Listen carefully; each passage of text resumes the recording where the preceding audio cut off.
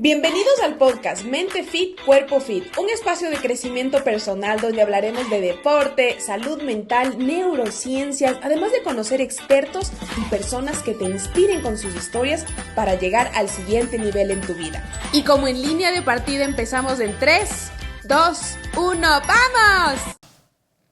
Hola chicos, bienvenidos a un episodio más de este podcast Mente Fit, Cuerpo Fit. Hoy estoy hiper feliz, no saben cómo el corazón me revienta de alegría porque tengo un invitadazo. Alberto Astudillo, pues mi gran amigo, trabaja en Teleamazonas, hace todo lo que es deporte, es increíble y pues el día de hoy nos trae una aventura excepcional.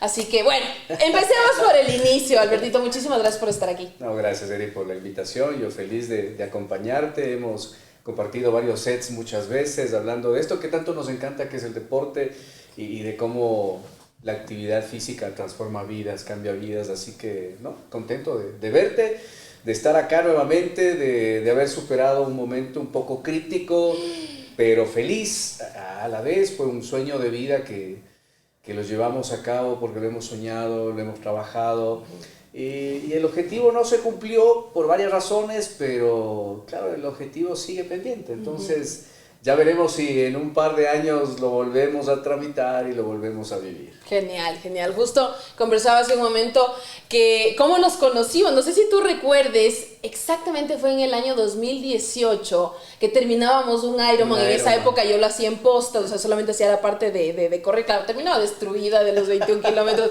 pero llegaba. Es lo importante. Tú lo hacías completo y bueno, yo soy de las personas que se lanzan, ¿no? Y ve algo, quiere algo, que para mí es súper fácil hacer amigos. Entonces recuerdo que en julio del 2018 yo lo vi a Albertito que estaba por ahí ya en el post-race, ya todos así compartiendo lo que has vivido, bla. Y te acuerdas que yo me acerqué a ti y yo te dije, oye, ¿tú eres el de la tele? Y la tal cual se rió. Tengo una foto. Tenemos una foto, tenemos un video que estábamos en la piscina de hielo. Ahí que me filmaste, ¿te acuerdas? De acuerdo, tengo, debo chiste. tener en el celular porque la mayoría de estas aventuras, de todos los eventos deportivos, voy grabando, documentando todo lo que hemos hecho y claro, ahí voy conociendo mucha gente, reconociendo muchos amigos. Muchos me dicen yo te vi y después de que te vi empecé a hacer, entonces digo, creo que esa es nuestra tarea principal, ¿no? Motivar a la gente para que se enganche con la disciplina que quiera, pero que haga actividad, que es importante. Y sí, me acuerdo. Y como tú, yo soy igual, porque ¡te lanzas! Ya cuando empecé a correr, empecé a hacer actividad deportiva desde muy pequeño, siempre me decían, ¿y qué tal si probamos esto? Vamos, probemos, hagamos. ¿Qué tal si hacemos esto de acá? Bueno, intentemos, vamos. Y claro, por suerte digo, mis papás eran de esos que quiero patines, toma patines. Quiero bicicleta, toma bicicleta. Quiero balón, toma el balón. Quiero un Spalding, toma el Spalding. Raqueta, bueno, alguna ¿qué vez. no has hecho? Es la pregunta. ¿Qué no he hecho? Creo que solo me falta el pole dance. El twerking. Creo que por ahí todavía no llego. Pero si alguien me dice, hagámosle. Capaz que arriba. Hermoso, hermoso. Sí, por eso siempre les digo que el deporte es una forma fantástica de tener nuevos amigos, de crear nuevas relaciones interpersonales, inclusive de hacer negocios. O sea, es una forma tan fascinante, es un estilo de vida y es la forma en la que yo he encontrado el conocer personas maravillosas como Albertito. Y bueno, posterior a esto, en los siguientes años, pues nos encontrábamos que en la Carolina, que saludábamos, que por aquí, que por allá. Y en una ocasión que yo fui a uno de sus entrenamientos, porque de hecho Albertito tiene un grupo de running, ¿cierto? Al que se pueden también unir. Pueden escribir por sus redes sociales y van pues a su grupo que es súper chévere, súper emotivo. Acudí un día a uno de estos social runs, ¿cierto? A estos entrenamientos y por alguna cosa nos pusimos a conversar de, ay, ¿cuál es tu siguiente meta, tu siguiente carrera? Y ¡pum! Que me sale diciendo el monte Everest. Y yo, ¡wow! O sea, a ver. Primero quiero que nos cuentes, Albertito, ¿de dónde nació? ¿De dónde salió? Yo ya sabía que tú estabas haciendo ya algunos años montaña, ¿cierto? Alta montaña, Cotopaxi, todas estas... Cayambe, Chimborazo, sí. Que bueno, tenemos un país espectacular para hacer todo esto que se da para eso. Entonces, primero cuéntanos... cómo nació, ¿cierto? Este proyecto de ir al Everest, este sueño maravilloso. Y de ahí quiero que nos cuentes toda la historia, detalle por detalle, súper minucioso. Perfecto. A ver, la gran responsable de este proyecto son dos mujeres. Wow. Primero mi mamá. Mi mamá era una aventurera, caminante de la vida, le encantaba caminar. Esta señora era de las que te decía, vamos a dar una vuelta y no sabías dónde terminaba la vuelta. Oh. Caminé muchísimo con ella y conocí muchos parajes, muchas medias montañas, porque ella no era montañista, pero era caminante. Okay. Con sus compañeros de universidad, porque yo ya había nacido cuando mi mamá seguía estudiando psicología en la Universidad Central, y sus paseos de universidad, habían 3 guaguas colados, uno de esos era yo. Y los 2 siguientes guaguas son unos amigos que hasta ahora nos llevamos, que son los hijos de la mejor amiga de mi mamá. Entonces ellos nos invitaban a sus paseos, conocimos cascadas, ríos, mares, joyas de la naturaleza. Y un día me lleva al Cotopaxi. Sin saber, me dice, te voy a dar una sorpresa. Y vaya que fue una sorpresa. Sí, subimos, claro. En ese momento yo tenía 8 años y llegamos al refugio que estaba en construcción. Y el glaciar estaba a unos 200 metros. Unos bloques de hielo inmensos. Claro. Y claro, mi mamá se quedó en el refugio y me dijo, conozca, vaya. Y claro, y tú impactado, al niño, enamorado. Corrí, gocé, me lancé sobre el hielo, una sensación maravillosa. Y entonces me quedo enganchado con la montaña. Pero no tenía la gente indicada para hacer montaña y además era muy pequeño, pero sí con mis primos empezamos a recorrer el Ilaló, el Ungüí en el sur. Llegamos, creo que a los 12 años, al Guagua Pichincha, por el lado de Yoa. Y yo enamorado de la montaña.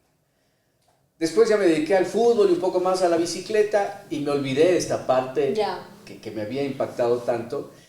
Ya empecé a correr, empecé a hacer maratón y al volver de la maratón de Buenos Aires en el 2014 tengo la dicha de entrenar con Carlita Pérez. Wow. Y la Carlita me dice... Saludos, Carlita. Un abrazo. Y ella me dice, por si acaso... En 15 días me voy al Cotopaxi. Por si acaso. ¿Quieres ir? Yo le digo, no he hecho alta montaña nunca. Oh, wow. Y ella me dice, no hay problema, vienes de la maratón, estás con un buen fondo. Claro. El próximo sábado hacemos escuela de glaciar, probamos equipos y en 15 estamos en el Coto.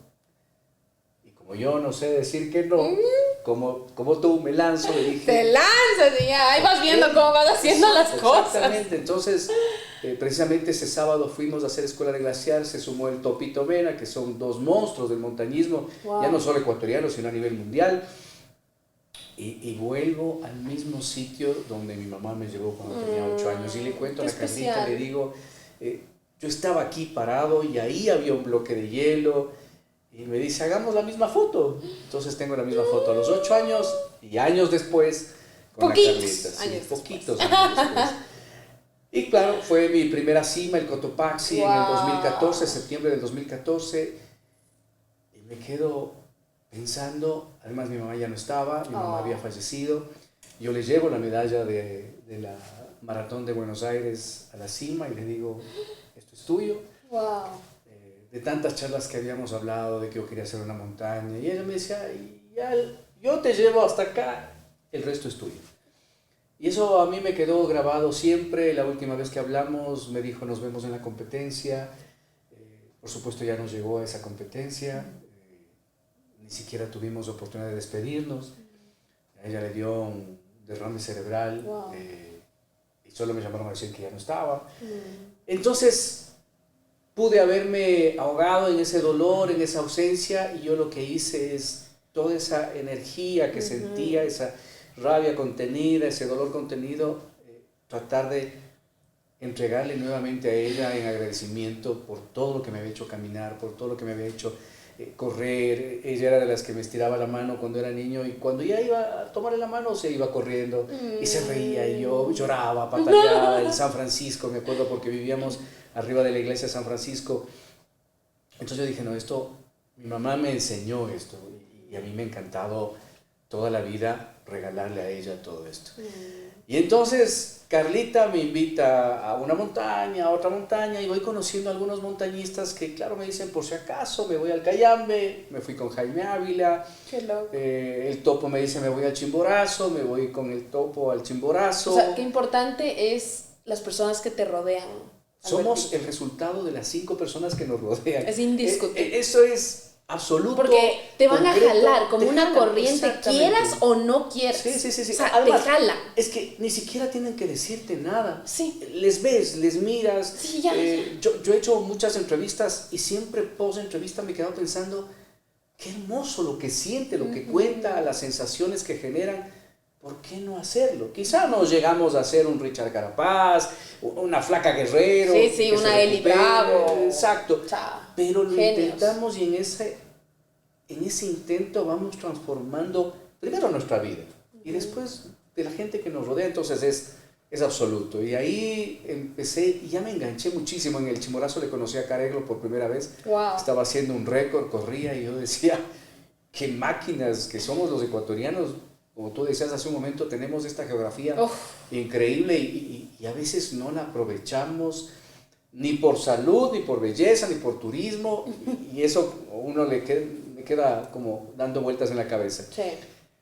Y entonces empecé a hacer, en el 2016 le conozco al Pato Arévalo, que tenía su proyecto Montaña Segura con la Policía Nacional.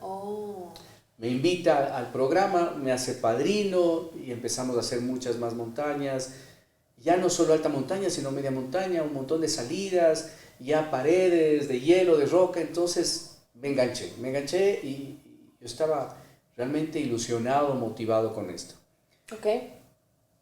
En el 2019, la Carlita Pérez me dice, me voy a la Concagua. Ella cumplía 10 años de haber hecho la pared sur de la Concagua, la primera mujer. Wow. Y quería celebrarlo yendo a la Concagua, haciendo una expedición para ella guiar. Y le digo, llévame, vamos. Y lleva la corriente. Y toda la logística, un viaje maravilloso, un viaje increíble. Fui a la Concagua, estuvimos 13 días haciendo alta montaña, hice la cima de la Concagua. Y cuando bajamos de la Concagua, que además nos tocó hacer un doble descenso porque no había cómo quedarse en el último campamento porque venía una tormenta. Wow. Y fue una caminata muy larga y hablábamos pausado, ¿no? Porque entre el cansancio de la cumbre y todo. ¿Qué altura tiene la Concagua? Casi 7.000 metros, 6.967. Oh, wow. Entonces, Ya está. yo le digo, Carlita, ¿será que puedo hacer un 8.000? Y la Carlita me dice, por supuesto, si sigues como estás entrenando y si sigues haciendo montaña. Me dice, primero deberíamos irnos al Ochoyu y después... O sea, este es el plan. Esa es la forma. Yo le digo, verás, si me voy a hacer un 8.000 quiero hacer el Everest porque no voy a tener tanta plata para hacer primero el Ochoyu y después siguiendo la escalera, ¿no? Y me dice, entrena y cualquier momento nos vamos. Y a mí eso me quedó dando vueltas y vueltas y vueltas. Y un par de veces nos reunimos, hablamos para que ella iba a guiar, que ella tenía un proyecto, y no se daba, no se concretaba. Cuando ya finalmente pusimos una fecha, vino la pandemia. Entonces, bueno, yo decía, si es que se da este sueño de vida del Everest, se da. Si no, pues... Sí. Lo estoy intentando, ¿no? Porque digo, me decían, ¿cuánto entrenaste para el Everest? Vengo entrenando desde los 8 años, desde que hice el Cotopaxi, porque empecé a pensar en la montaña en serio. Entonces, es un proceso. Okay. Viene el Pato el año pasado y me dice, el próximo año me toca el Everest. Vamos. Y le digo, ¿en serio, Pato? Estábamos en agosto. Le digo, pero hay que entrenar a lo bestia, güey. Tenemos que... Me dice, sí, yo ya hablé con la Carlita nos va a dar una guía y todo, el miércoles próximo tenemos un café con ella. Le digo, ¿en serio? O sea, ya. Me dice, sí, ya. Yo ya estoy decidido, es en mayo del próximo año. O sea, esa idea que estaba por años, vino así, de repente, aterrizó ¡pum! Inmediatamente, exactamente. O sea, cuando ya hay fecha, cambia completamente la perspectiva. Todo, claro, y llegué a la casa, le dije a mi esposa, negra, el Pato Arévalo dice esto. Y yo creo que tengo una una bendición con mi familia porque toda la vida ha sido mi logística. Wow. Toda la vida, Tu abasto todo oficial. lo que hemos hecho. Ellos se han encargado, mis hijos, mi esposa se han encargado de a ver dónde es, cuándo es, cómo es, qué tienes que llevar, qué nos llevamos, esto, busquemos el hotel, busquemos, o sea, una locura. Y yo me ocupo de entrenar. Wow. No me ocupo de los vuelos, de los hoteles. Qué genial. Nunca, nada. Qué apoyo. Ellos hacen todo esto. Entonces, claro, yo fui medio temeroso y hasta pensaba que me iba a decir, al Everest, no, estás loco. No, mucho, demasiado. Ni siquiera me preguntó cuánto costaba, cuánto es, nada, me dijo, ¿qué fecha? Le dije, abril, mayo del próximo año, me dijo... ¿Esto cuándo fue? En agosto del año pasado. Agosto 2024, sí. ya. Y ella me dijo, yo en abril tengo una reunión en la oficina de Nepal, porque ella trabaja en WWF, y le dije, buenísimo. ¡Qué coincidencia! Nos vamos a Nepal, tú vas a trabajar y yo me voy al Everest. No, entonces, pues ya. Y me decía, ¿te acuerdas que cuando empecé a trabajar aquí me dijiste, cuando te toque viajar a Nepal, yo me voy al Everest? ¿Qué digo? Eso te dije. Me dice, sí, eso. ¡Qué locura! ¡Wow! ¡Qué increíble! increíble! Y bueno, entonces ella empezó a hacer sus contactos, hablamos, nos reunimos con la Carlita nos dio el contacto de su Sherpa, de quien le acompañó a su cima. Claro. Que era mucho más Sherpa fácil. ¿Es lo mismo que guía? ¿Que cordada? A ver, Sherpa es un pueblo. Es un nativo de un pueblo, de Namche Baza. Entonces son nativos de este sitio que viven de la montaña y que han generado a lo largo de los años esto del proceso de entrar a la montaña. Entonces ese es un Sherpa. Pemba, Sherpa con el que hablamos, Pemba es nacido en Sábado, Sherpa es del sitio donde es, y de ahí tienen otros nombres, pero Sherpa es la persona encargada de llevarte a la cima, porque conoce todo el trayecto y todo esto. Entonces empezamos a hacer toda esta logística impresionante y empezar a entrenar. Nosotros entrenábamos semanalmente 4 días por semana, tuvimos que cambiar a 6 por semana. Entrenamientos de 2 horas empezaron a ser de 4, los fines de semana de 6 horas. Lo que hacíamos montaña toda la noche de 11 a 6 de la mañana, 7 de la mañana, se transformó en hacer montañas, picos como el Cayambe o el Cotopaxi en 3 horas. Entonces, un entrenamiento fuerte, bicicleta, gimnasio y toda una locura, ¿no? Y el Pato además, como él, su proceso era para hacerlo sin oxígeno, yo iba a hacer con oxígeno, él entrenaba el doble de lo que yo entrenaba. Y seguíamos trabajando, cada quien en lo suyo, él es rescatista de la Policía Nacional, yo estoy en el canal casi los 7 días de la semana, tenemos transmisiones, sábados, domingos, tú sabes, nos has acompañado. Completamente. Entonces, el tiempo se empezó a cerrar. Hubo muchas veces que nuestros entrenamientos los acelerábamos porque si no cerrábamos a la medianoche no se pasaban los datos al médico que nos estaba haciendo el seguimiento. Entonces acelerábamos y a veces ya no alcanzábamos y se cortaba el entrenamiento y claro, no registraba lo que teníamos que hacer. Entonces inmediatamente el médico al día siguiente nos decía, ¿qué pasó? Aquí falta, vas a tener que completar hoy. O sea, un médico los entrenaba.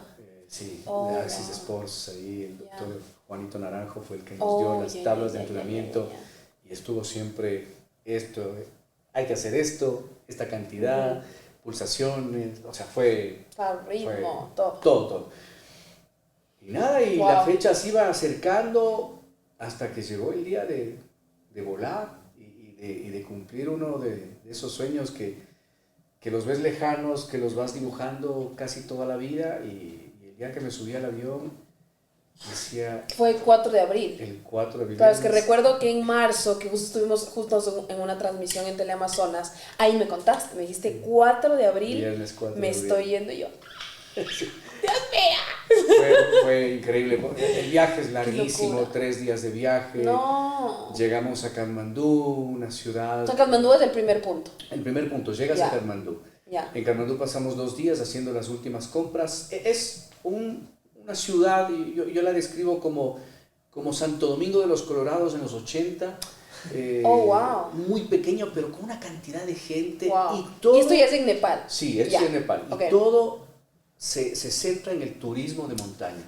Entonces, o sea, su economía gira alrededor del turismo. Todos los almacenes tienen que ver con la montaña. Wow. O al menos el 90%, el resto serán restaurantes y los souvenirs propios de la zona, pero el resto es montaña. Wow. Todo de montaña, ahí encuentras lo que necesites para la montaña. Yo quería comprarme unas botas de 8.000. Tenía unas botas que en algún momento me dijeron que eran de 8.000. No me 8.000 metros. Sí. No me pensé 8.000 $8.000. 8.000 metros. O sea, hay diferentes tipos de botas para diferentes alturas. ¿Sin qué se diferencia? La bota de 8.000, primero que es una bota mucho más alta. Te protege mucho más desde el pie hasta la rodilla. Oh, wow. Y tiene 3 capas. Tienes como un botín chiquito. Que es como una media gruesa realmente, que te mantiene caliente el pie. Después viene un botín mucho más alto y finalmente la bota. Como de caucho. La bota más dura, la bota de montaña que todos conocemos. Entonces fuimos a comprar, o sea, yo iba asustado, decía, ¿y si no encuentro? ¿Y si no hay la talla? Cuando llegué me di cuenta de que ellos viven de esto y había para escoger la talla, el color, el modelo, todo. Entonces, y en ropa, en mochilas, en todas las herramientas que necesitas, todo. Wow. Nos quedamos 2 días ahí, llegó el Pato. Ya. De ahí volamos a Lukla. Lukla. Allá tienes que llegar o en avión o en helicóptero. Wow. Es un aeropuerto, le dicen, el más peligroso del mundo. ¿Por qué? La pista mide 450 metros. ¿Qué? Es una pista pequeñita y está en un vallecito. Entonces, cuando tú le ves al avión aterrizar, un momento ya no le ves al avión porque tiene que subir a la pista. La pista es cuesta arriba. No es para ayudarle a frenar. Para ayudarle a frenar. Ay, pues qué locura. 450 metros es nada. Virgen Santa. Yo decía, Dios mío, ¿cómo vamos a aterrizar? Pensaba, decía, capaz que me quedo antes de llegar al nivel y estábamos ahí. Por suerte, creo que me habría asustado más. No volamos en avión, son unos aviones pequeños, volamos en helicóptero. Uno de los problemas de Katmandú y en general de Nepal es la contaminación. Y cuando volábamos, apenas el helicóptero se elevó, que tiene que elevarse, supongo yo, no sé cuál es la altura, pero perdimos de vista la ciudad. ¿Qué? La contaminación, no se ve. Que se veía negro, todo. Negro, como neblina, veías escasos puntos. Y claro, nos decían, ahí nos explicaba la gente, es la contaminación que llega de los países de alrededor, de la India, una parte, de la China, otra parte. Hasta que llegamos ya a Sagarmatha, que es este parque nacional donde ya están los Himalayas, y ya se empieza a ver mucho más, se empieza como a limpiar el aire, y entramos a este aeropuerto de Lukla, y ahí empieza una caminata maravillosa, increíble, llena de picos, de montañas, una tras otra. Y yo le decía al Pato, le digo, nuestras montañas parecen dibujos de niños de primer grado. ¡Ay, qué lindo! Bonitas. Con el hielo dibujadito, con una nube aquí, una nube acá. Allá son cortadas con machete, o sea, ¡ay, qué locura! Son duras. Con machete de manada. Sí, exacto. Unos descensos. ¡Oh, wow! Y yo decía, Dios mío, ¿cómo llegas allá? Es impresionante, además una detrás de otra, como que le veamos al Cotopaxi y a la derecha del Cotopaxi 100 montañas y a la izquierda 100 montañas, una más alta que la otra, entonces vas caminando y no sientes cansancio de la admiración de todo lo que vas viendo en el camino. ¿Y a qué altura estás ahí? Llegamos a 2.800, como aquí. Ok, como aquí. Sí, exactamente. O sea, normal para nosotros. Normal, sin problema. Hasta que llegas al campamento base, que es 5.364. Entre el refugio del Cotopaxi y la cima, en la mitad. Sí. Ahí está el campamento base. Pero hemos caminado 17 días, hemos pasado por 6 pueblos preciosos, increíbles, pueblos que viven de la montaña. Namche Bazaar es un pueblito, yo digo, pintado en Namche Bazaar, sí. El pueblo originario de los Sherpas. Es un pueblo hermoso, muy limpio, muy lindo, y con una sola digámoslo, escalera de piedra hacia arriba en la montaña y con las casas a los lados, Oh, wow. pero muchas casas pegadas a la montaña.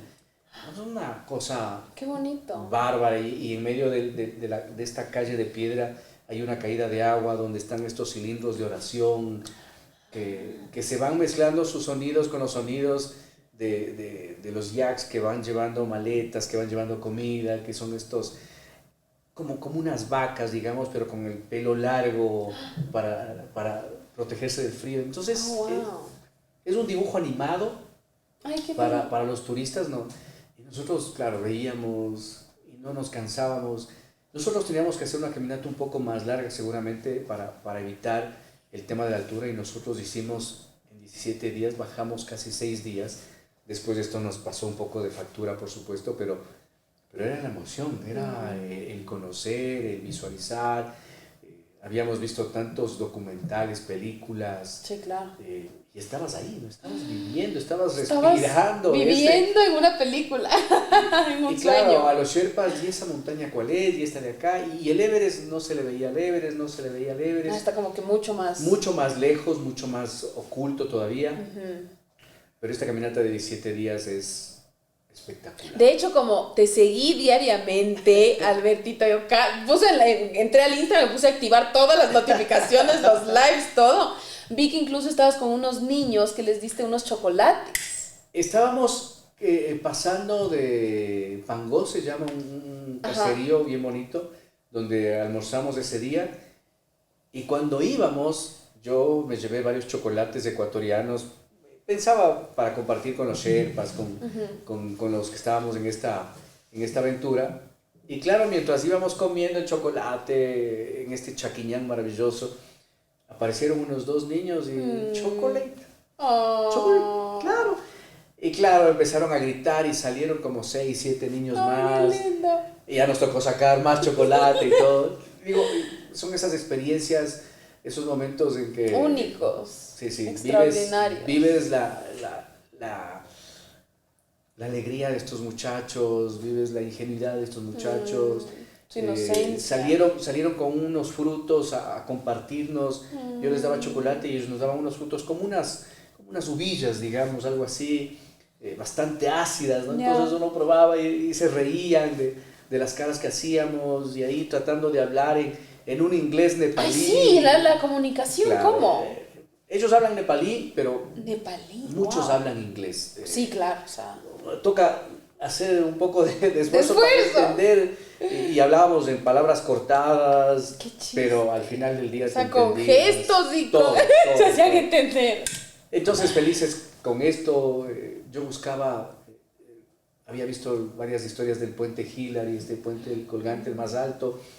Total, pasamos como unos 20 similares y en los 20 puentes la sensación es la misma, la emoción es igual y siempre preguntando dónde está el Everest, ¿no? Llegamos Claro, a un pueblito donde gran estaba objetivo. el Ama Dablam, es una montaña hermosísima, hermosísima. Y claro, con el Pato nos sentamos antes de entrar al hotel y veíamos, habremos estado unos 40 minutos mirando sin decir nada. Y me acordaba de que algunos ecuatorianos ya estuvieron ahí. Oh, wow. Y decía, ¿por dónde suben? ¿Por dónde? Porque es, o sea, casi que imposible, una pared de lado y lado y una resbaladera enorme.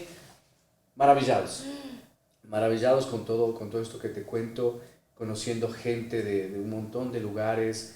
Y el Pato empieza como a brillar, por la fuerza que tiene, por la potencia que tiene. Entonces mucha gente le confundía con los Sherpas. Se acercaban a preguntarle cosas y él decía, ¿cuánto cobra? yo no soy el Sherpa, esos son los de allá. Entonces yo le decía, Pato, vos sales de la policía y tranquilamente... Y puedes venir a vivir acá. Ser un Sherpa. Entonces, Oh, sí, wow. cargados de adrenalina, de emoción, de aventura. Qué increíble. Éramos dos niños en Disney, sin querer comer, ¿no? Qué bello. Comamos más adelante, esto está lindo, sigamos caminando, vamos al río, vamos acá. Hasta que llegamos a Lobuche y nos dicen, aquí vamos a hacer el primer entrenamiento duro, fuerte, en un 6000. Una montaña de 6.180. O sea, estaban ya en el campamento base. No todavía, no todavía. Estábamos a 5.000 metros. Nos faltaba 1.000, menos, unos 600 metros para llegar al campamento Ah, ok, base ya. de subida, Ya. ¿no? De nivel positivo. Pero iban a Pero nos empezar a dicen, entrenar. sí. ¿Cómo eran los entrenamientos? Bueno, hacíamos unos picos, subíamos 600 metros, bajábamos, llevábamos peso, nuestra mochila, Ya. como para un poco, de donde estábamos, subir un poco más, nos quedábamos ahí una hora, Seguirse hora y media, adaptando, y bajar aclimatar. nuevamente, Ya. hasta que nos toque esta montaña. ¿Y a qué temperatura estaban ahí? En todo el camino, menos 5 grados, -5. soportable. Caminando, yo le decía al Pato, caminando se disimula todo, no tengo hambre, no tengo frío, quiero caminar. -5, Albertito. Sí, menos 5. Siento que se me paran los pelitos de los Pero, brazos. pero te insisto pensando -5. que no se incluso íbamos con una chompa normal, como que estabas aquí en el páramo ecuatoriano. Ya en el campamento base tuvimos -15 2 noches. No. Y ahí sí ya empezaba a doler los huesos, Sí, claro, las ya, rodillas ya. y todo.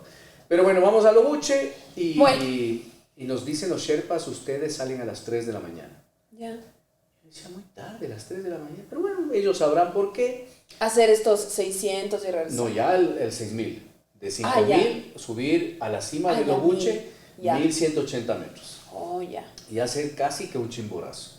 Pero estábamos, digamos, en Condorcocha, Ya. en el Chimborazo, nos faltaban 1100 metros. Ok. Bueno, salgamos a las 3 de la mañana, yo a medianoche salgo de la carpa al baño, además tengo una noche espectacular, estrellada por todo lado, y alcanzo a ver que ya están subiendo, había gente que ya subía a la montaña. Y yo entro a la carpa y le digo, Pato, ya están subiendo, ¿por qué nosotros salimos tan tarde?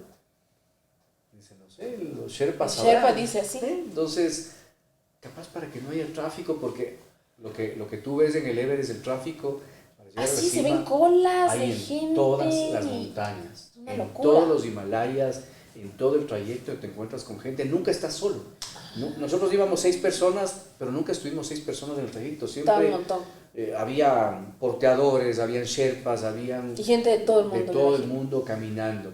Wow. Nos toca hacer esta montaña, salimos a las 3 de la mañana y en hora y media estábamos con la gente, en la mitad de la montaña, les agarramos a todos. Entonces los Sherpas nos decían, ustedes son muy fuertes, ustedes están bien entrenados.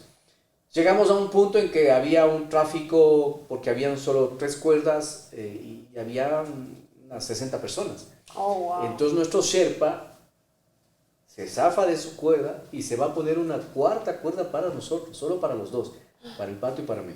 Ya. Entonces el Pato llega primero a la cima, yo llego segundo a la cima, Ya. y lo hicimos en 3 horas y media. Entonces el Sherpa nos decía, es buen tiempo, ustedes son fuertes. Wow. Y el Pato mucho más todavía, porque había llegado 20 minutos antes que yo. Ya. Empezamos a bajar y la gente seguía subiendo. Wow. Tuvimos que ir por la 4ª cuerda, que es un poco más arriesgado porque no tienes este canal por donde al menos tienes piedra y hielo, donde puedes en algún momento con los crampones ayudarte. Acá bajábamos en una pared y lo bajamos sin problema. Entonces nos sentíamos tan fuertes, tan activos que no medíamos absolutamente nada. Pero esa noche ya el Pato y yo estuvimos cansados, Sí, y claro, con un ya. poco de dolor de cabeza. Ok.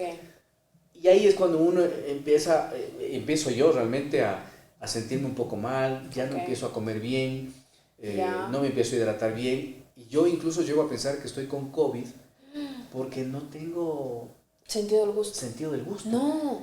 Entonces yo digo, la sopa le falta sal, y el Pato me dice, no, está bien. Y le digo, porque la primera sopa que probé le condimentan mucho, pero las últimas ya no sentía. Entonces dije, yo estoy con COVID. No. Les dije que me regalen una cola para probar la cola, Ya. y no sentía nada. No. Entonces yo dije, estoy con COVID, vamos al médico. En el campamento base llegamos y me fui directo al médico, y el médico me revisó pulmones, me dijo, la verdad es que no tienes nada, parece que es un mal de altura normal, pero tienes que cuidarte porque empecé a toser. Tienes que cuidarte la tos, y me dieron un jarabe. Pasé 2 días bastante bien, hicimos 2 entrenamientos, igual subir, bajar, subir, bajar. En el segundo ascenso ya no me sentí bien, me sentí muy pesado, me sentí, caminaba poco y tenía la boca muy seca. y empezó una tos terrible, el pato también tosía, pero el pato sí comía, y comió bastante bien y yo O dejé sea, de tú comer. no tenías hambre. Perdí el apetito No. completamente. Ay, qué terrible. Entonces empecé a tener las noches muy Ay, malas, sí, no. sin dormir, sin comer, sin hidratarme bien, y ya empecé a toser mal. Claro. Y entonces me dijeron, si la tos persiste, vas a tener que regresar a Lucla en helicóptero Ya. al médico. Y claro, 3 días más de esto intenté hacer una caminata en el glaciar, lo hice con mucha dificultad, ya con mucho frío, ya me dolía las manos. Entonces el Sherpa me dijo, no está bien esto, tienes que ir al médico, recupérate y vuelves. Entonces, Ahí ya estabas en el campamento. ya estábamos base. en el campamento Ya. base. Que sí, si ya estás 5.000. 5.364, Ya. pero no estaba bien. Ya me sentía, yo mismo ya me sentía enfermo, porque Ya. los otros como que sí estás un poco adolorido, cansado, pero ya no me sentía bien. Y efectivamente me dicen tienes que salir mañana, y no a Lucla, sino a Katmandú, al médico. Entonces le digo al pato, ya pues, o sea, me toca. Me voy a volver. Me voy a volver, exactamente. Y claro, el pato se queda mal porque Claro, eran estaba el como... equipo. Además, yo creo que el pato sentía que estaba pendiente siempre de mí, porque en todos los sitios me decía, ¿estás bien? Sí, estoy bien, dale. Vos a tu ritmo y al mío, dale. Entonces Ya. se queda un poco golpeado.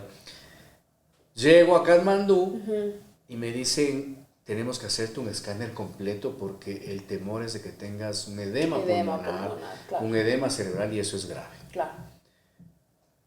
Apenas llegué, me pusieron un suero y yo me quedo más tranquilo, incluso porque solamente salir del campamento base a Katmandú, bajar, y ya yo estaba bien.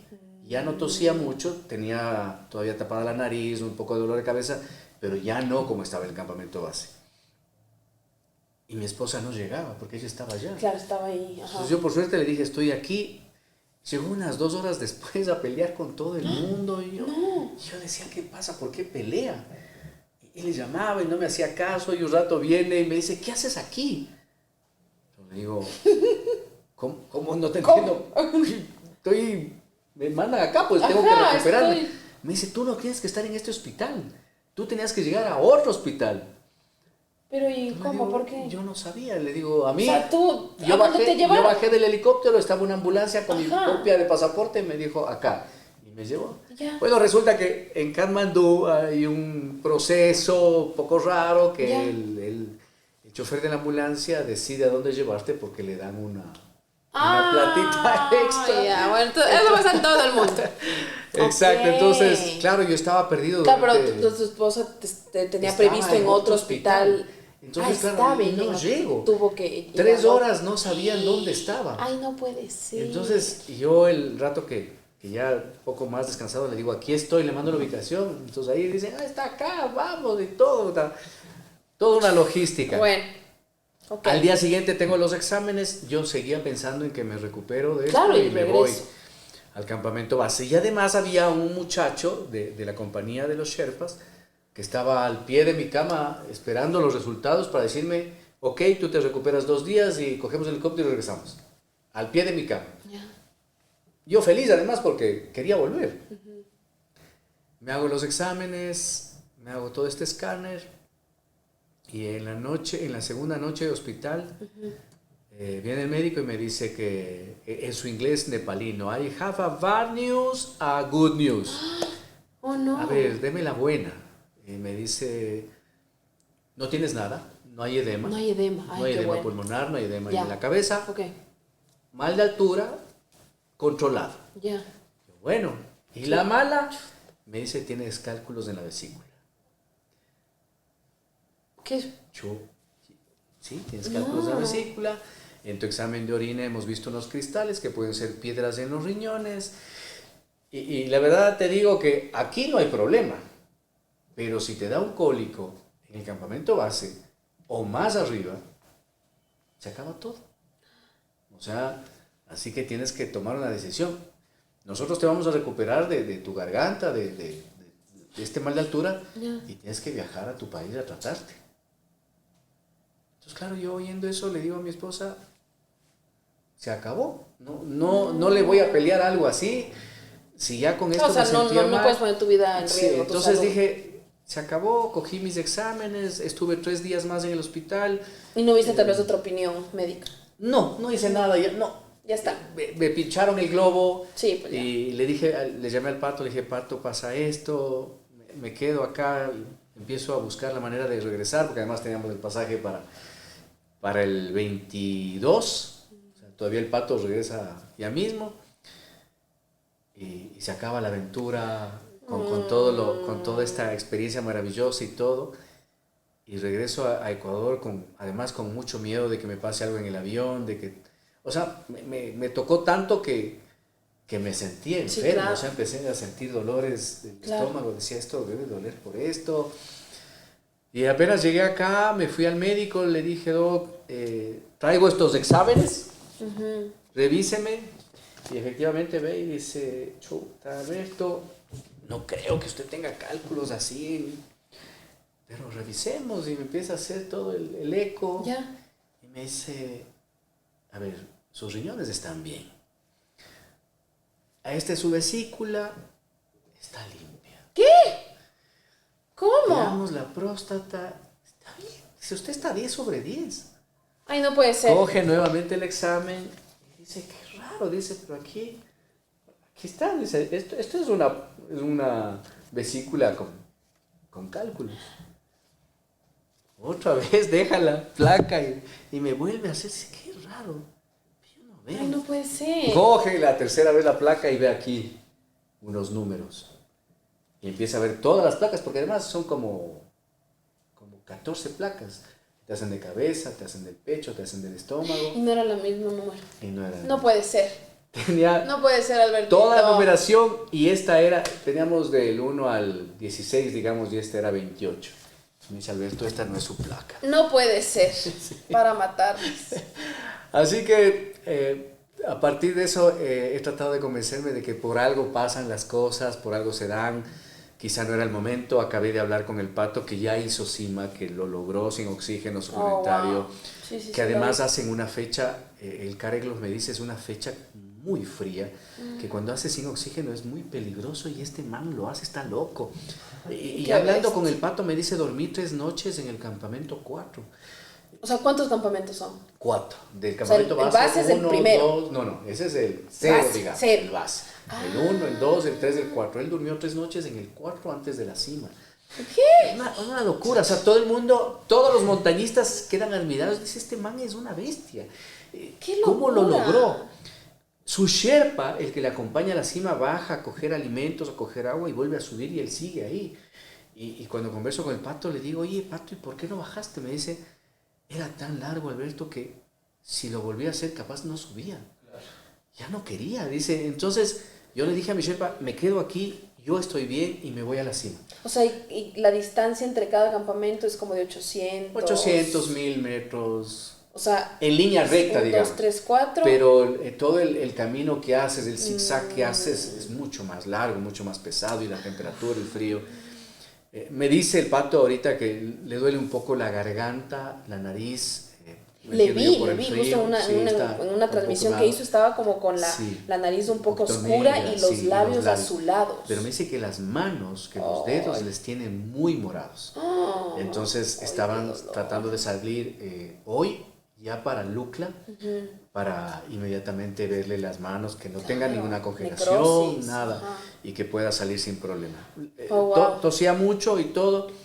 Entonces, claro, yo me pongo a pensar y digo, yo que aparentemente no tenía nada extra, pero capaz con todo esto que cuenta el Pato y la fecha, capaz que me quedaba ahí también o algo más. Entonces me trato de convencer de que hoy no fue. Sí. Me quedo con lo mejor de la experiencia, con lo mejor de todo lo vivido, de todo el recorrido, porque ha sido la mejor experiencia de mi vida. Ha sido maravilloso. Increíble. Y lo voy a volver a hacer. ¡Wow! Esa era mi siguiente pregunta que dije. A ver, ¿cómo le pongo condimento y salsita para preguntarle? ¿Lo volverías a hacer, Albertito? Sí. O sea, con esta experiencia, ¿no? Sé que tengo que llevar comida mía. Sí, o sea, aprendiste un montón de cosas. ¿Sabes que me encontré con una montañista argentina que le conocí en el Aconcagua? Ajá. Y claro, nos reconocemos, nos damos un abrazo y lo primero que me pregunta es, ¿cómo estás haciendo con el agua? Y le digo, es agua hervida. Me dice, no, no basta el agua hervida. Y me saca un termo bien grande y le abre y tiene un filtro. Me dice, busca este termo, busca este filtro. Es importantísimo. No he tenido problema de estómago para nada y nadie de mi grupo. Y claro, llegamos a Namche ese día, que es el pueblo con más comercio después de Katmandú. Y no encontramos este grande, había más pequeños y no nos servía mucho. Pero claro, todo esto voy asimilando. Otra cosa que acabo de conversar con un montañista chileno, amigo, me dice, cuando íbamos a los hoteles, a estas hosterías de paso, me dice, ¿dormías con la ventana abierta? Les digo, no, pues estaba frío. No, pues ¿cómo? Me dice, entonces estaban carentes de oxígeno. Tienes que dormir con la ventana abierta, con la puerta abierta. Qué frío. Porque 2 personas en la habitación Claro, consumen más del Tiene oxígeno. razón. Dice, seguramente te levantabas con dolor de cabeza todos los días. Le digo, sí, claro. Me dices eso. Claro, menos Le digo, pero claro, nunca, los Sherpas no nos dijeron, no. o capaz dijeron y yo no les escuché. Claro, o no les entendiste. No les entendí. Sí, pues. Pero claro, me parecía un punto importantísimo. Todos los días nos veíamos. ¿Será de darle oxígeno a mi cerebro? Claro, ¿Será? necesitará. Creo que sí es importante. Claro, nos veíamos en el desayuno con el pato, ojerosos. ¿Te duele la cabeza? Sí, me duele la cabeza. Pero nadie en ese momento. Claro, son nos esas decía, cositas. son detalles. Son esos de abrir la detallitos ventana, que además, marcan una diferencia. que puede cambiar la historia, ¿no? De estar o no estar. La comida, el agua, este tema de las habitaciones. Después yo tuve 2 noches muy malas que salí al baño y me quedaba, yo creo que ahí soy culpable directo porque salía, me quedaba maravillado con la noche, parecía un plasma negro gigante y yo me quedaba viendo y se me iba 10 minutos en nada. Claro, y helado. Y afuera, o sea, y estábamos afuera a menos 15 grados. Y cuando entraba seguía tosiendo. Entonces son esas cosas que digo, la próxima vez lo intentaré de otra manera. Claro. Lo tomaré con mucho más en cuenta. Sabiduría. El Careg tuvo la gentileza de decirme, no te preocupes, la próxima vienes conmigo. Sería fabuloso. Saludo, Carl. Así será. Le digo al Pato, vos tienes que guiarme la próxima, ya sin Sherpa, sino que tú seas el Sherpa. Wow. Porque lo has hecho bien, lo haces bien. Tiene hasta pinta de Sherpa. Hasta pinta de Sherpa. Entonces, sí, lo quiero volver a hacer. Yo el otro día que me sentía muy desmotivado, y yo digo, como las redes sociales te escuchan, los teléfonos te escuchan, sale un video de Rafa Nadal que dice, hablaban de frustración y de derrota, de fracaso, y él decía, yo nunca he fracasado y he perdido muchos torneos. Yo lo que perdí es un objetivo, pero el objetivo sigue, o se cambia por un siguiente objetivo, pero fracaso no. Fracaso sería perder y no volver a intentar. Perder y regresar al principio y decir, ya no quiero más de esto. Eso es un fracaso. En tu vida de negocios, de trabajo, en tu vida personal, en tu vida de pareja, en tu vida de familia, de sociedad, el no seguir intentando. Dicen, sí, no lograste el objetivo el inmediato, pero tienes una serie de objetivos por cumplir que sería nefasto para ti como deportista o como persona, si quieres pararte y decir, ya no quiero más de esto. Claro. ¿Qué es lo primero que piensas? No, ya no quiero. No, ya se acabó. Se acabó, no di mi tiempo, no fue lo que quería en la bici, en la natación, o lo que sea.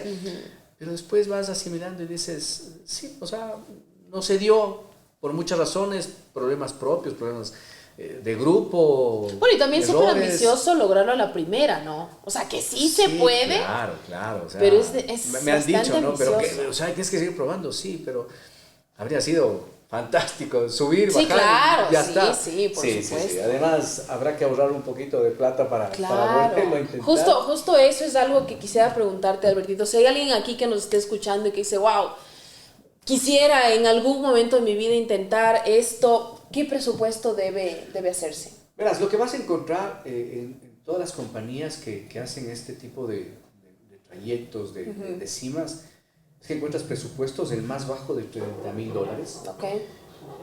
y puedes encontrar un presupuesto de hasta $200,000.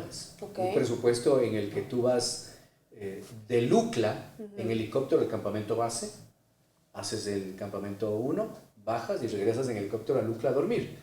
Y duermes siempre en tu hotel, digamos. Entonces un presupuesto mucho más grande. Claro. No sé si funcione, oí a un par de gentes que decía eso no funciona porque tienes que estar aquí, tienes que comer altura, pero hay esos presupuestos y hay esos paquetes. Claro. El paquete más bajo, te digo $30,000, no necesariamente te confirma que el Sherpa te llegue hasta la cima, por muchas razones, o sea, por logística, por tus tanques de oxígeno, si vas con oxígeno, por todo este proceso largo que tienes que hacer y que además tienes que estar en un sitio que estés cómodo, que estés bien alimentado, que tengas todo lo necesario. Entonces ahí hablábamos un poco con la Carlita, ¿no? Decía el presupuesto, un buen presupuesto de 40-50.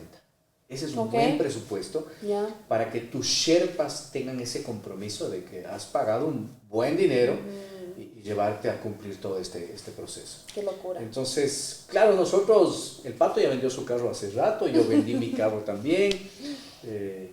Porque claro, primero está tu sueño de vida antes de que cualquier comodidad, ¿no? Hoy tengo que volver a empezar este proceso de hacer un poquito más para ir ahorrando y superar esta inversión, digo yo, que no llegó a un final feliz. Pero que no tuvo el final feliz de la cima, pero me quedo con... No, claro, una experiencia impresionante. No, y de seguro para la próxima que vayas a hacerlo nuevamente, de seguro van a haber más auspiciantes, porque todo esto que me acabas de contar es tan valioso, es tan bonito, es tan inspirador, que de seguro muchas marcas se van a alinear con todo eso.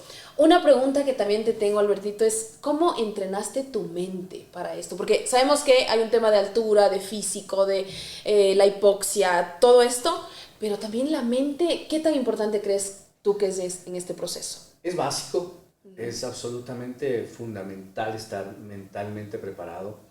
Y creo que la mente empieza a trabajar precisamente cuando llegas a superar lo que hacías en principio. Es decir, yo entrenaba 2 horas, empiezo a entrenar 4 o 5 horas, y a partir de la segunda hora, mi cuerpo me empieza a decir, ya acabaste, para, frena, ¿qué estás haciendo? ¿Por qué más? Ya te duele aquí, te duele acá. Nos vamos a sobreentrenar, es peligroso. Y ahí es que empiezo a jugar sobre la bicicleta estática, empiezo a leer libros, empiezo a ver documentales, tratar de irme un poco del esfuerzo físico para que la mente esté en otro tema. Empiezo a pensar en el reto, en todo lo que vamos a hacer, a dibujar la cima 1, 2, 3, 1000 veces. O sea, haces muchos ejercicios de visualización. De visualización, de estar conectado. Cuando estoy muy cansado, trato de relajarme con algo inmediatamente y volver al entreno. Me bajé muchas veces de la bici, paré muchas veces en la montaña. En los entrenamientos más largos tuve varias pausas.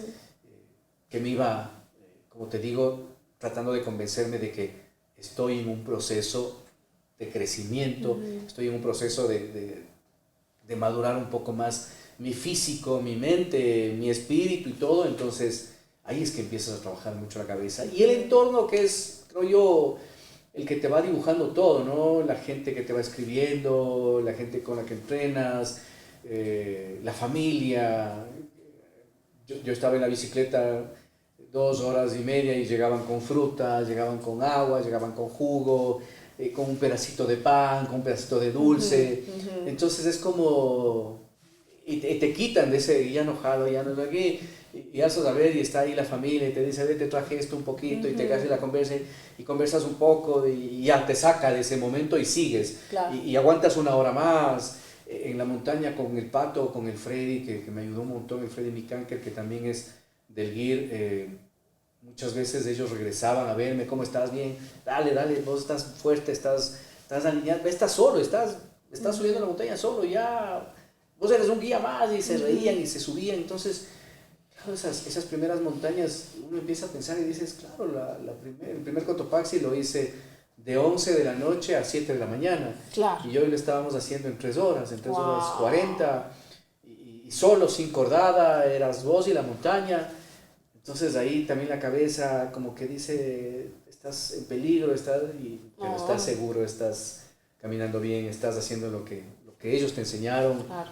Empiezas a trabajar un montón la cabeza y poco a poco ya se te va olvidando las 2 horas, ¿no? Ya llegas a las 3, a las 4, después incluso dices, si hago un poquito más, ¿será que estoy bien?